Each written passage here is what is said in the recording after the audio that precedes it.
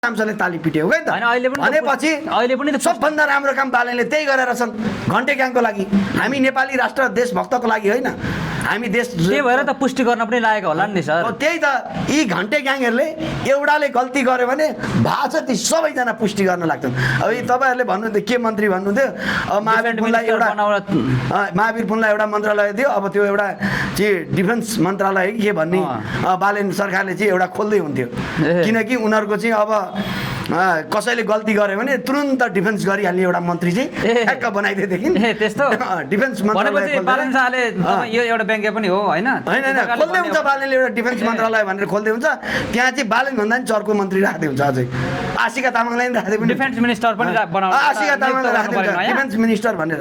ठ्याक्कै उनले केही नबुझे पनि हात उठाइदिइहाल्छन् नि, आपत्ति जनाइहाल्छन्। उनलाई त्यो कुरा के उनले के बोल्दैछन् भन्ने कुरा थाहा छैन, हात उठाइदिइहाल्छन्। भनेपछि राजसभा सांसदहरूले गल्ती गर्ने बित्तिकै राजसभा अनि यहाँ त सबै भने त समर्थनमा लागिहाल्ने त्यो कलियुगका हिरो हिरोइनहरू त्यहाँ त पुरा गाह्रो। अहिले त उनीहरूलाई के नगरे त यो हामीले त यहाँबाट जितेर आएको यो संसारै जिते जस्तो उनीहरूको मनमा छ के। जनताले हामीलाई भोट दिइहालेछन्, हामी त 5 वर्षको लागि राजा हो भनेर। यहाँ त तपाईँले हेर्नु यो अनामनगरको सडकमा पनि छाती फुलाएर हिँड्छन्, कसैले गर्नुहोस् नगर्नुहोस्। जो तिनीहरू सांसदलाई झिँगा मसिना कसैले पनि गर्ने छैन थुक्दिनु ल। बाटोमा दिनका 10वटा सांसद हिँड्छन्, तिनलाई कसैले पनि त्यो आफै त्यो कसैले नबोलाएपछि त्यो शिर निहुराएर हिँड्छन् यसरी। अनि सुकुम्बासी समस्या चाहिँ अब हल हुँदैछ भन्छन्, जस्तो कि अब जग्गा दिने, अब लाल पूर्जा दिने भन्ने कुराहरू पनि आइरहेको छ। दिनु पर्यो नि त, छिटो दिनु पर्यो। अब कहिले दिन्छन्? होइन 15 दिनमा दिन्छु भनेको थिएँ पहिला उठाउने बेला, तर अहिले त कति दिन भएछन्? 100 दिन हुन आँटेन, 80 दिन भयो। कहिले दिने? अब पानी परेर झमझम पानी परेर बर्खा लागेर ती बिरामीहरू अझ बिरामी भएपछि हैजा त्यो ठाउँबाट हैजा फैलेपछि कति मान्छेहरू मरिसके पछाडि त्यही त घर दिने भनेको आर्यघाटमा लगाएर दिने घर हो। त्यो एउटा 2-3टा मरे, कति मरिसके, तिनीहरूलाई त आर्यघाटमा घर दिए। खानाहरूमा पनि किरा भेटियो भन्ने कुराहरू आएछ भनिरहेछ नि त। दिने पछि एउटा सरकारले एक छाक खाना नदिने सरकारले 4 आना कसरी दिन्छ भनेर त्यही सुकुम्बासीहरूले आवाज उठाइरहेको छैन। कसरी दिन्छ सरकारले? कहाँबाट ल्याएर दिन्छ? होइन भएको जग्गामा चाहिँ उठाउने अनि कहाँबाट ल्याएर दिन्छ? 1-2 रोपनी कि 4 रोपनी सक्दै ठ्याक्क मैले बिर्सेँ, कति रोपनी जग्गा दिने घर बराबर भन्ने कुरा पो आइरहेछ त। फेरि 1 रोपनी हो कि 2 रोपनी कति घर के भनेछ होइन? त्यो कहाँबाट दिने त? होइन त्यो जग्गा पनि सरकारको जग्गा होइन, त्यो पनि सरकारकै जग्गा अनि सरकारको जग्गा होइन। होइन राजसभाले किनेर दिन्छन् होला भन्ने पनि छ फेरि। त्यही त भने त, त्यो सरकारको जग्गा होइन। अनि यहाँबाट चाहिँ यति सानो झुप्रो बनाएको ठाउँबाट चाहिँ उठाउने, पछार्ने, लहट्ने, अनि 5 रोपनी 4 रोपनी 3 रोपनी यो कुरा यो सरकारलाई लाज हुँदैन? होइन कहाँबाट दिन्छ? सरकारी जग्गामा बसिरहेको व्यक्तिहरूलाई फेरि उठाएर अर्को सरकारी जग्गामै सार्ने नै हो भने मैले भने नि त। त्यो 4 रोपनी दिने ठाउँमा त त्यही ठाउँ जुन ठाउँ बसोबास गरेर थिएँ त्यही ठाउँमा चाहिँ पुनर्विश्राममा गर्दा भए हुन्थ्यो, राम्रो व्यवस्थापन गर्दा भए हुन्थ्यो होइन? राम्रो टहराहरू बनाएर व्यवस्थापन गर्दा भए हुन्थ्यो। केही समयपछि अलि सहज भएपछि राम्रो ठाउँ सार्दा भए हुन्थ्यो। मेरो भनाइ त पहिलेदेखि नै यही थियो नि त। तर गृहमन्त्री हुन्छ, गृहमन्त्री सुदन गुरुङज्यूले पनि यो प्रधानमन्त्री बालेन्द्र शाहज्यूको कुरालाई लिएर चाहिँ डिफेन्ड चाहिँ गरे है सर। के भने जस्तो अलिकति असन्तुष्टि चाहिँ जनाउनु भयो। मलाई पनि कता मनमा सुकुम्बासीहरूलाई यसरी उठाएर चट्ट पठाइहाल्नु हुँदैन थियो भन्ने चाहिँ मनमा लागि नै रहेको थियो, अहिले पनि लागिरहेछ भनेर अस्ति सुकुम्बासी त्यो त हेर्नु सेन्टिमेन्ट सेन्टरतिर पनि पुग्नु भयो क्यारे। सुन्नु न, सेन्टिमेन्ट बटुल्नको लागि जे भने यिनीहरूको कामै यो राजसभाको कामै यही हो कि एउटाले भन्ने, अर्को फेरि गएर त्यहाँ स्वाइदो बनाउने, एकदम म जति राम्रो कोही छैन भन्ने। यिनीहरूलाई हेर्नुहोस् यही तरिकाले बोल्दै गयो भने जोसुकै होस्, यही जनताहरूले राम धुलाई हानेर लहटेरहन्छन् भने मलाई भन्नु के दिन आउँछ, समय कुर्नुपर्छ। हेर्नुहोस् एक दिन यही जनताले यिनीहरूलाई नि लहटेन नै मलाई भन्नु होला तपाईँहरूको मिडिया मार्फत। त्यस्तो दिन चाँडै आउँछ, चाँडै आउँछ। यिनीहरूको यो चाहे गृहमन्त्री हुन्, चाहे प्रधानमन्त्री हुन्, चाहे अर्थमन्त्री हुन्, चाहे जोसुकै मन्त्री हुन्, यिनीहरूले राम्रो काम चाहिँ के गरे के? एउटा प्रश्न, मान्छेलाई पक्रेर थुन्ने बित्तिकै राम्रो काम हुन्छ? होइन त्यो पनि फेरि कति आजसम्म यिनीहरूले भ्रष्टाचारीहरूलाई थुन्नु फेरि भ्रष्टाचारीहरूलाई थुने कति पैसा उठ्यो त? अब भ्रष्टाचारलाई थुनेर कति पैसा, कति खरब उठ्यो, के भयो जनताले थाहा पाउनु पर्यो नि त। कति अर्ब लुटाएर छ, कति अर्ब निकाले त सरकारले। होइन सहकारी पीडितहरूलाई पैसा पनि फिर्ता गर्छ। त्यो त सहकारी पीडितलाई सरकारको पैसा फिर्ता दियो नि, उसको बाबुको के जाने हो र? हाम्रो करको पैसा गएको हो नि त। तिनीहरू फटाहरू त्यही सहकारी ठग फटाले चाहिँ लुटेर देश विदेशमा पोस्ने, त्यसका कसलाई पोस्ने, श्रीमतीलाई पोस्ने, त्यसका आफ्नो आफन्तलाई पोस्ने, अनि हाम्रो करबाट ती गरिब दुखी जनताहरूलाई दिने।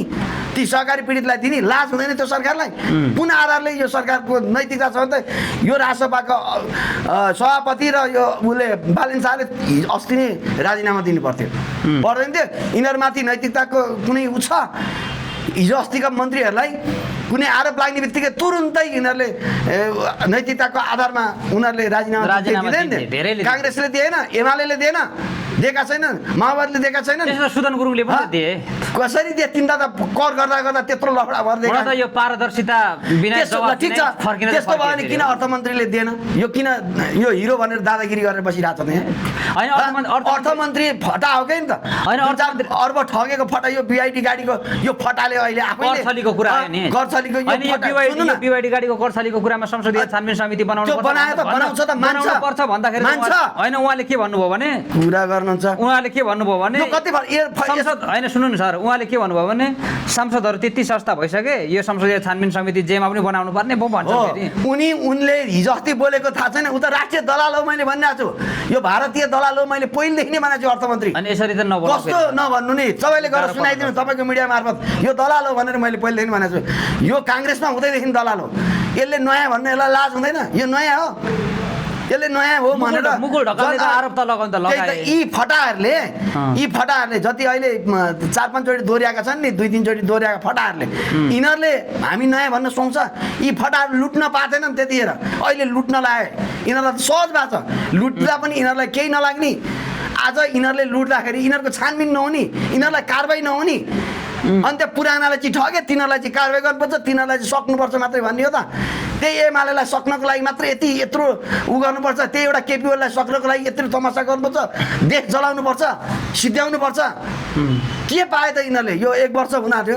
के पायो देशले 1 वर्षभित्र के पायो देशले बालेलाई प्रधानमन्त्री बनाउनको लागि केपी ओलीलाई चाहिँ सिद्ध्याएर अनि यो देशै सिद्ध्याउनु पर्थ्यो त हैन केपी ओली हटेर बालेन शाह प्रधानमन्त्री भए त्यही त के देश सिद्धिएर के फाइदा भयो त के जनताले के फाइदा लिए तर सुशासन कायम गर्छौं भन्दै छन् त सुशासन भनेको यही हो यिनीहरूको त दिन डाडै ठग्छन् फटाहरू अनि त्यहाँबाट कारबाही हुँदैन भन्छ यी फटाहरूले नैतिकताको यिनीहरूको कुनै नैतिक जिम्मेवारी छ यिनीहरूमा यी फटाहरूमा छ भने यी फटाहरूले त लागेको आरोपले त सबैले राजीनामा दिनु पर्दैन त्यही त सर यही नैतिकता त्यही त सर यही नैतिकता यी फटाहरूलाई कारबाही हुनु पर्दैन देशद्रोहीहरूलाई देश जलाउनेहरूलाई कारबाही हुनुपर्छ मानव अधिकार आयोगले कारबाही गर भनेकोलाई यो सरकारले कारबाही गर्छ केपी ओलीलाई कारबाही गर भनेको थियो पहिले सिधै ल्याएर चाहिँ थुन्यो हैन अहिले चाहिँ यिनीहरूलाई कारबाही गर भन्दा पनि थुन्न नसक्ने यस्तो नालायक सरकार मानव अधिकार आयोगलाई हामी मान्दैनौँ भन्दिए नि उनीहरूले त्यही त मानव अधिकार यिनीहरू केही नमान्ने यिनीहरूको दादागिरी यिनीहरूको गुन्डागर्दी देशै गुन्डागर्दी हो भन्ने गृहमन्त्रीज्यू अहिले जो सुदन गुरुङ हुनुहुन्छ उहाँलाई पनि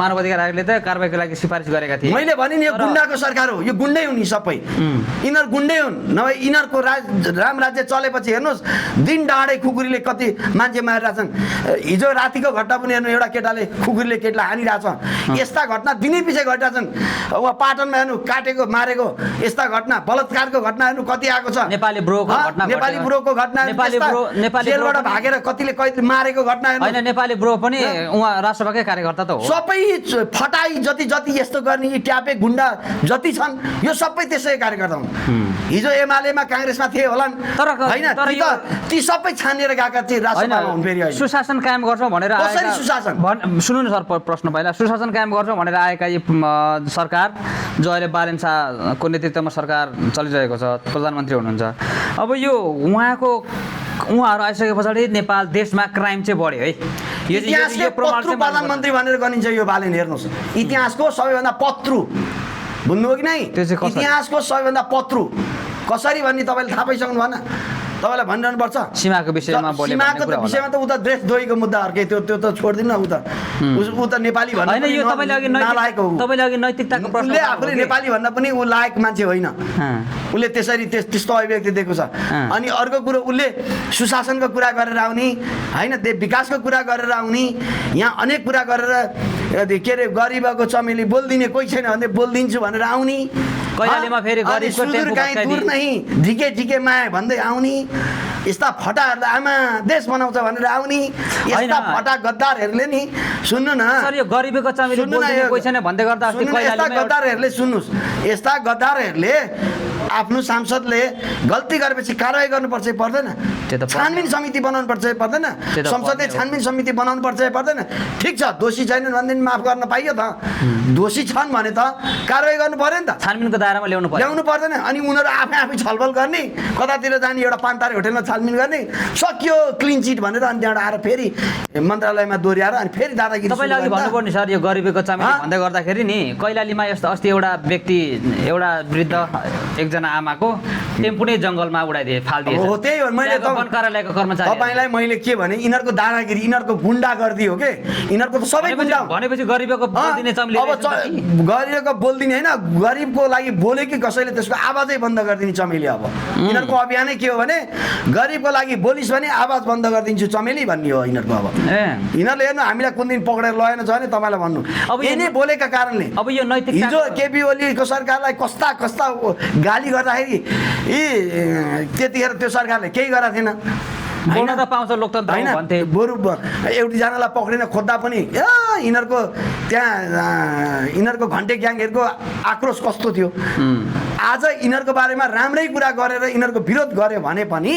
यिनीहरूले त गरिबको लागि बोलिस् भने तेरो मुख बन्द गरिदिन्छु भन्ने धम्की दिने पक्रेर लाने कुट्ने अब देशको लागि बोलेको युवाहरूलाई पनि लगेर जेलमै सिकाइदिन्छु भन्ने देशमा बालनले जे बोल्यो त्यो सही बोल्यो भन्ने गृहमन्त्रीदेखि सबैले त्यसो भन्दै हिँड्ने अनि यहाँ सुशासनको नारा खोइ गरिबको लागि खोइ होइन, रञ्जित अनि यो अहिले जुन हामी यो त गणतन्त्र भनेर हामी हिँडिरहेको छौँ नि यो गणतन्त्र हो कि लोकतन्त्र हो कि यो प्रजातन्त्र हो कि यो राणा शासन हो कि के हो त यो होइन राष्ट्रपाको विराज भक्तहरूले त गेडातन्त्र भनिदिए त्यस्ता पागलहरूको कुरा गरेर हुन्छ ती बौला यी सबै यो यिनीहरूको कुरै नै यी बौलाहरूको कुरै नहुनु यी बौलाहरूको कुरा अब यो हेर्नुहोस् है, यिनीहरूलाई त बालेनले देश बेच्नुपर्छ भने पनि ताली बजाउँछन् होइन, अब बालेनले जे गर्नुपर्छ भने पनि ताली बजाउँछन् त्यही भएर त राष्ट्रपाकै सांसद रञ्जु दर्शनाले के भन्नुभयो भने त्यो बोल्न सकिन्छ रञ्जु दर्शनै यो उहाँ त्यो एउटा अन्तर्वार्ताको कुरा भयो त्यसै उहाँलाई नै सोध्नु भन्ने कुरा गर्नु तर उहाँले रोस्टममा सदनमा चाहिँ के भन्नुभयो भने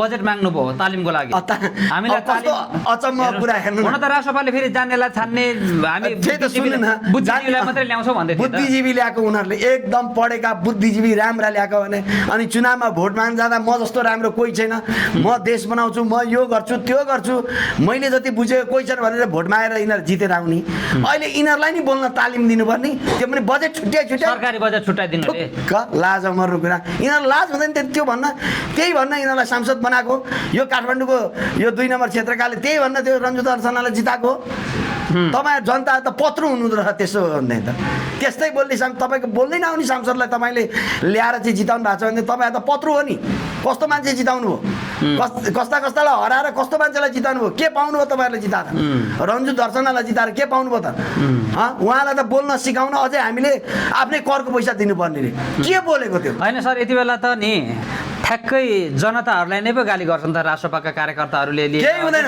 राष्ट्रपाका सांसदहरूले पनि जनतालाई पो गाली गर्न थाले पहिलाको इतिहास हेर्ने हो भने केहीसम्म अलिकति नैतिकवान नै थिएछन् भन्ने पनि कता कता मान्छेले फिल गरेका छन् होला जस्तो पहिलाको नेताहरूलाई पुराना नेताहरू जो हामीले भन्छौँ उहाँहरूलाई गाली गर्दाखेरि जनतालाई उल्टै गाली गर्दैन थिए तर अहिलेका यस नयाँ सांसदहरू जो आउनु भएको छ उहाँहरूलाई गाली गर्ने बित्तिकै डिफेन्डिङ साइडबाट गएर जनतालाई गाली गर्छ मैले भने नि यो घन्टे ग्याङ यिनीहरूको ग्याङै गुन्डा ग्याङ हो मैले भनेर भने नि यिनीहरूलाई त्यो एकछिन सहनशील एउटा सभ्यता भन्ने कुरै छैन यिनीहरूलाई तुरुन्तका तुरुन्तै रिप्लाई त्यो के मैले अघि नै भने कहाँ कतिखेर आपत्ति जनाउने भन्ने नै छैन सिधै हात उठाइहाल्ने बोल्दा बोल्दै अलिकता मनमा उनीहरूलाई केही लाग्यो भने हात उठाइहाल्ने हो उनीहरूले के त्यो आपत्ति जनाइहाल्छन् त्यहाँभित्र उनीहरूलाई यो छैन कि हामीले त्यहाँनिर केही कुरा सुन्नुपर्छ हामीले केही कुराहरू सच्याउनुपर्छ हामीले पनि केही कुराहरू गल्ती गरेको छौँ गल्ती गरेर छौँ त्यसैले नि यो कुराहरू आइरहेछ मिडियामा हामी पनि सच्याउँछौँ तर त्यो चिज उनीहरूलाई गिल्टी फिलै छैन उनीहरूलाई के छ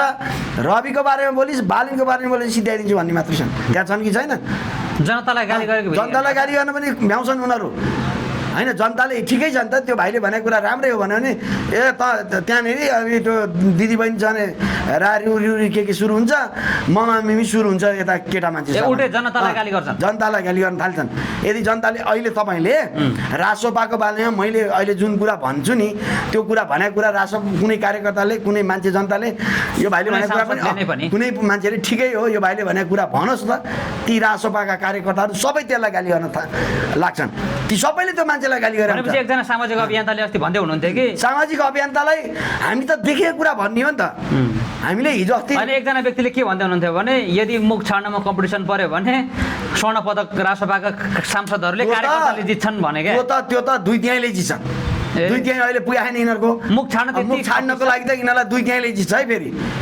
यिनीहरूको जनतालाई दुई तिहाईले जित्छ यिनीहरूको कार्यकर्तालाई यहाँ त तपाईँले राम्रो नराम्रो कुराले मात्रै राम्रै कुरा गर्नुपर्ने नि अब बालेनले नेपालले पनि धेरै ठाउँमा मिचाएर छ भनेको राम्रो हो त होइन थियो नि त उनीहरूले तिनीहरू आपत्ति जनाउन सक्थ्यो त्यो आशिका तामाङ कहाँ गए त्यतिखेर आपत्ति किन जनाएनन् होइन युरोपियन तिनका कार्यकर्ताहरूले त्यहाँ भएका ती भरौटे सांसदहरूले बालेनले त्यसो भन्दा किन आपत्ति जनाएनन् अनि युरोपियन मुलुकमा भए त ठुलै फाँसीकै कुरा ठुला गर्ने अनि यिनीहरूलाई त अगाडि कसलाई हट्छन् जनताले सधैँभरि यिनीहरूका कुरा सुन्छन् हेर्नु मैले फेरि पनि भन्छु यस्तै यस्तै कुरामा सपोर्ट गर्दै गयो भने यिनीहरूलाई ठाउँबाट लड्छौँ हामी लड्छौँ हेर्नु न हामीले कति जिल्लामा सांसदहरूलाई निषेध प्रवेश निषेध भन्दै छ जति सांसदहरूलाई हामीले एउटा सोचेको थियौँ आज अनाम नरमा कुकुर जसरी घुम्छन् यिनीहरूलाई कसैले वास्तै गर्दैन कुकुरको जति पनि दर्जा छैन तपाईँ ढुक्क आउनुहोस् यतातिर दिनै पछि झुम्छन् 10-12वटा सांसद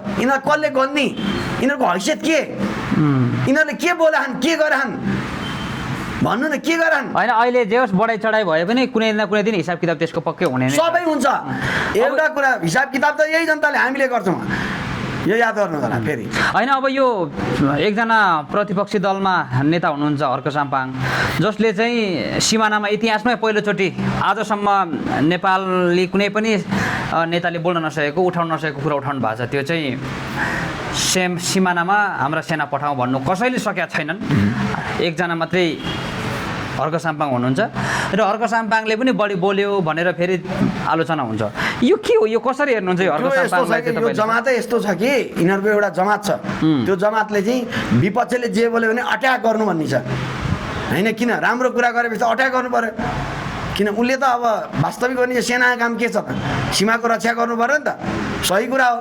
सेना काम केही छ नि यो देश चलाउँदा हेरिरहने सेना के काम अनि सुकुम्बासी उठाउनु पनि पुग्यो त सेना त सुकुम्बासी उठाउने यो सेना ती देशकै जनतालाई हट्ने सेना के काम हामीलाई यो सेना भएर नभएको हामीलाई के काम भन्नु न तपाईँ मलाई के फाइदा छ ताल्छन् यो सेनाले हाम्रो लागि केही फाइदा कुरा गर्छ जनता हाम्रै करबाट पैसा खाएर बसेका छन् त यिनीहरू मोज गरेका छन् यिनीहरू सेनाका ठुल्ठुलाहरूले बियर रक्सी मासु यी राम्रा राम्रा रक्सीहरू हाम्रै करबाट खाइरहेछन् यिनीहरूले अनि यिनीहरूले हाम्रो लागि के गरान् त केही गरान् भनेपछि देशको लागि त केही गर्नु पर्यो नि देशको सिमा जोगाउने देशमा पर्दाखेरि ठुल्ठुला घटनाहरू हुँदाखेरि त सेना अगाडि आउनुपर्ने होला अनि त्यो आउने बेलामा चाहिँ छुबो लाएर बखदिने अनि एउटा दुईवटा सुकुम्बासी त्यो 2-4वटा घर भत्काउन चाहिँ सेना युज हुनुपर्ने सेना जानुपर्ने अनि त्यस्ता सेनालाई बोर्डरमा नराखे कहाँ राख्ने तिनको के काम हर्क साम्पाङलाई फेरि गाली कुरा ठिक थियो तर के भयो भने बालेनले बोल्न सकेन रविले बोल्न सकेन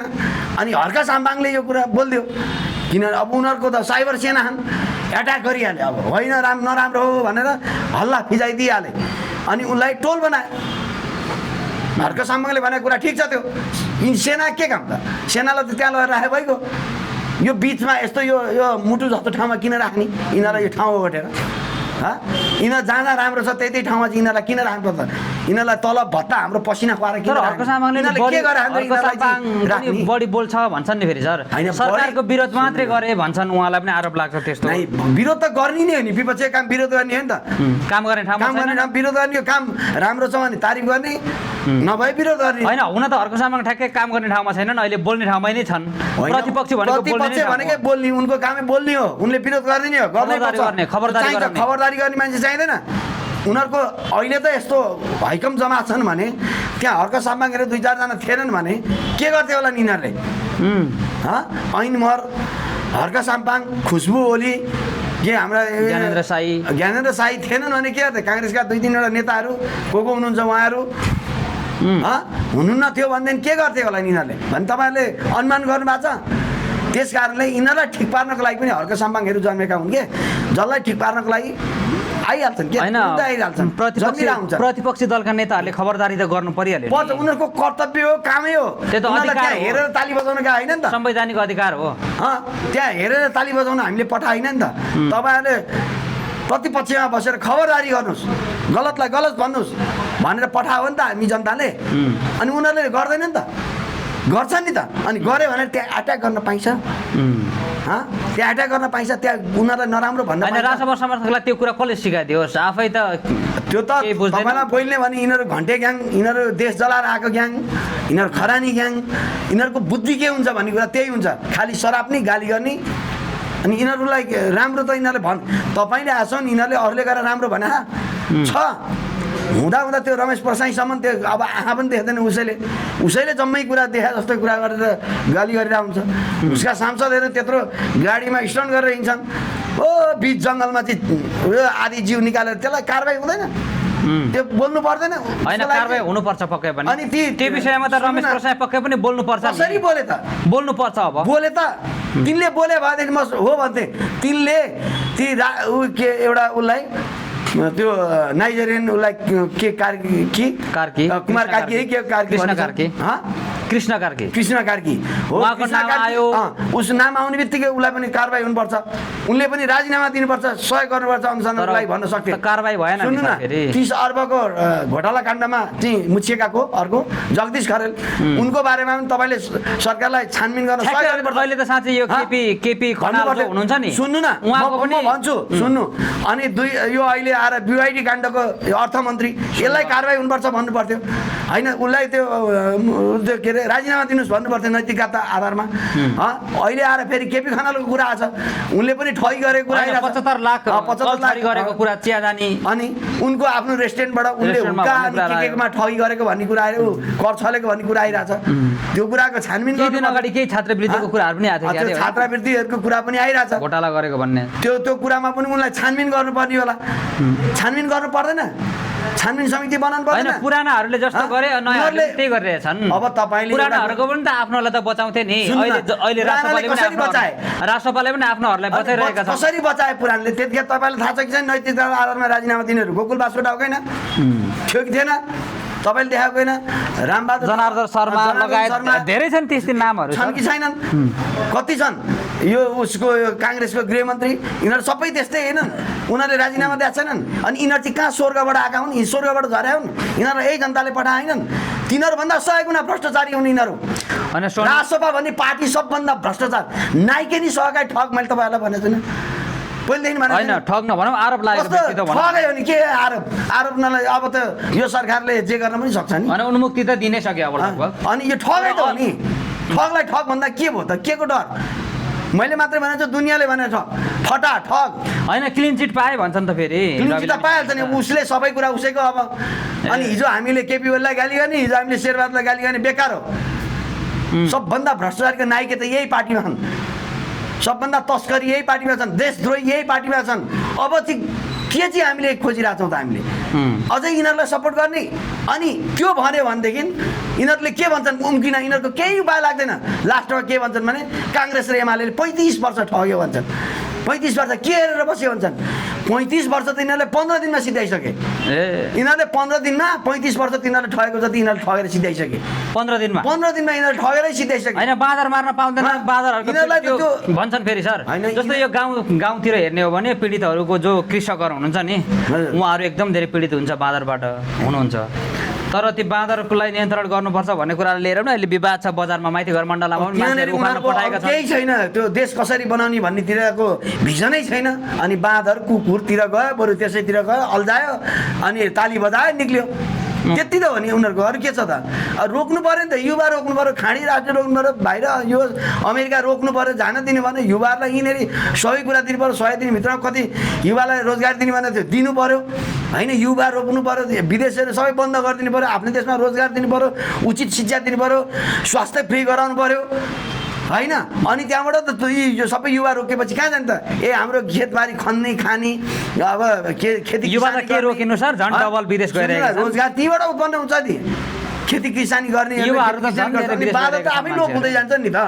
अब युवा मान्छे नभएपछि सबै ठाउँमा त जङ्गल बढ्छ, जङ्गल बढेपछि बाँदर आउँछन्। बाँदर त जहाँबाट नि आउँछन् जङ्गल बाटामा। जति जङ्गल भयो त्यति बाँदर बाघ भालु आउने, यो चितुवा आउने, भँदेल आउने, यो दुःख दिने हो नि त होइन। थोरै बाली लगाएपछि त आउँछ नि खानालाई त। अहिले देशभरि तपाईँले हिजो अस्ति आजभन्दा 20 वर्ष अगाडि यस्तो बाँदरले दुःख दिन्थ्यो, अलिअलि दिन्थ्यो, कतै कतै दिन्थ्यो, हामीलाई पनि थाहा छैन। अहिले जताततै बाँदर आतङ्क बनायो होइन। त्यो त किन भन्दा मान्छे छैन नि त गाउँमा, गाउँै रित्तो छ। अनि त्यहाँ बाँदरले राज नगरे, सर्पले राज नगरे, बाघले राज नगरे, कसले गर्छ? यो राष्ट्रपा सरकार आइसके पछाडि, राष्ट्रपाले सरकार बनाइसके पछाडि हामी विदेश जाने युवाहरूलाई रोक्छौँ भन्दै हुनुहुन्थ्यो। कसरी रोक्ने? रोकेछन्? कसरी रोक्ने? जानु एयरपोर्टमा हिँड्नु भरे राति त्यहाँ हजारौँ युवाहरू त्यहाँ रुँदै झोला बोक्दै हिँडेका छन्। यो यही सरकारबाट पनि फसेस भयो भनिरहेछन्। यो सरकारले जसरी कुरा गरे ठुलो कुरा, त्यो कुरा त यिनीहरूले देखिरहेछन् नि। विदेशबाट पनि भोट हाल्न युवाहरू आएका हुन् होइन, हाँसेर रातै रुँदै गइरहेछन्। अनि त्यही त होला त यिनीहरूले गरेको, युवा रोकेको होइन, रोजगार दिएको त त्यही होला। उनीहरू हाँसेर भोट दिन आए, रुँदै अहिले विदेश फर्किँदैछ। होइन, हामीले त रोक्न चाहेको थियौँ, उनीहरू आफै अरूले चाहिँ काङ्ग्रेस र एमाले चाहिँ जबरजस्ती झोला बोकाइदिनु पर्थ्यो होला। अब यिनीहरूले चाहिँ आफै गएका हुन्, रहरले गएका होलान् होइन। त्यही भन्ने हुन् उनीहरूले, भन्ने भनेको त्यही हुन्। उनीहरूको सबै सांसदले यही कुरा गर्छन्, उनीहरूको डिफेन्स नै यही हो, उनीहरूले गर्ने नि त्यही हो। त्यही भएर मैले तपाईँलाई एउटा के भनेको छु नि, बालिन सरकारलाई मेरो यहीँबाट अनुरोध छ, एउटा मन्त्रालय थप्नुहोस्, डिफेन्डिङ मन्त्रालय थप्नुहोस् र त्यसको नाइकेजी आशिका तामाङलाई राखे पनि, मन्त्रीजी आशिका तामाङलाई राखे पनि हुन्छ, यो हाम्रो प्रसाईलाई राखे पनि हुन्छ।